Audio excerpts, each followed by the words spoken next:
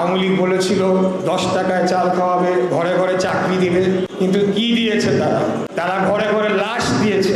আমরা জনগণের জন্য রাজনীতি করি, ক্ষমতার জন্য নয়। আমার সবসময় বিশ্বাস ছিল যে এইভাবে একটা দেশ চলতে পারে না। আমরা অন্য কোনো দেশেরও দাস না, কোনো দলেরও দাস না, কোনো ব্যক্তিরও দাস না। এই দেশের প্রত্যেকটি নাগরিক তারা সমান অধিকার নিয়ে বসবাস করবে, সমান মর্যাদা নিয়ে বসবাস করবে, এবং এটাই হচ্ছে এই কারণেই বাংলাদেশটা প্রতিষ্ঠা হয়েছিল। এখন আমাদের সামনে আগামী ফেব্রুয়ারি মাসে আপনারা ইতিমধ্যে আমাদের সাইদুর রহমান মিন্টু উনি বলেছেন নির্বাচনের ঘোষণা দেওয়া হয়েছে। আওয়ামী লীগ বলেছিল 10 টাকায় চাল খাওয়াবে, ঘরে ঘরে চাকরি দিবে, কিন্তু কি দিয়েছে তারা ঘরে ঘরে লাশ দিয়েছে, তারা ঘরে ঘরে গুম দিয়েছে, তারা ঘরে ঘরে বিচার বহির্ভূত হত্যাকাণ্ড উপহার দিয়েছে। চরম মানবাধিকার লঙ্ঘন করে তারা ক্ষমতা টিকেছিল। তারা মনে করতো আমরা তাদের দাস, আমরা এই দেশে থাকবো, তারা আমাদের রাজার মতো তারা আমাদেরকে পরিচালনা করবে।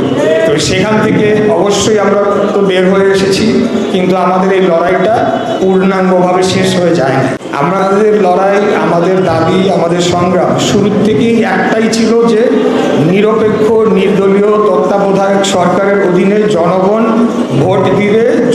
ভোট দিয়ে তাদের রাষ্ট্রকে পরিচালনা করবে, সেটিকে তারা নির্ধারণ করবে। আমরা আজ পর্যন্ত এখন পর্যন্ত সেটাই চাই, সেটাই আমাদের দাবি। একটা দল বলার চেষ্টা করে যে বিচার নিয়ে আমাদের অনীহা রয়েছে। আরে তারা তো প্রথমে এসেই সাধারণ ক্ষমা ঘোষণা করে দিছে 1 সপ্তাহের মধ্যে। তারা ক্ষমা করার কে? আমার ভাই রক্ত দিছে, আমার ভাইয়ের রক্তের বিচার আমরা করব। কেউ এখানে ক্ষমা করার তাদের অধিকার নাই। এই প্রত্যেকটি গুম, খুন এবং নির্যাতনের প্রত্যেকটি বিচার কার্য আমরা অবশ্যই করব, এবং এটা সম্পন্ন করে যাওয়াটাই হবে আমাদের জনগণের কাছে প্রতিজ্ঞা। আর শেষ যে প্রতিজ্ঞাটি করতে চাই, বারে বারে বাংলাদেশে গণতন্ত্র হোঁচট খেয়েছে, বারে বারে ক্ষমতাকে দখল করার জন্য চেষ্টা করা হয়েছে, এবং আওয়ামী লীগের মতো একটা ফ্যাসিস্ট দল এই বাংলাদেশে গণতন্ত্র বিকশিত হতে দেয় নাই। তাই আমাদের সামনে একটা সুযোগ আসছে, এই ফ্যাসিস্ট শক্তিকে বাদ দিয়ে বাকি যারা আমরা গণ অভ্যুত্থানের শক্তি আমরা ছিলাম বা আছি, আমরা একটা নির্বাচনের মাধ্যমে আমরা এটার সমাধান করতে চাই, এবং পরবর্তীতে যারাই নির্বাচিত হবে তারা সরকার পরিচালনা করবে, যারা বিরোধী দলে থাকবে তারা বিরোধী দলে থাকবে, কিন্তু আমরা পাশাপাশি সহ অবস্থান করে আমরা একসাথে বসবাস করতে চাই।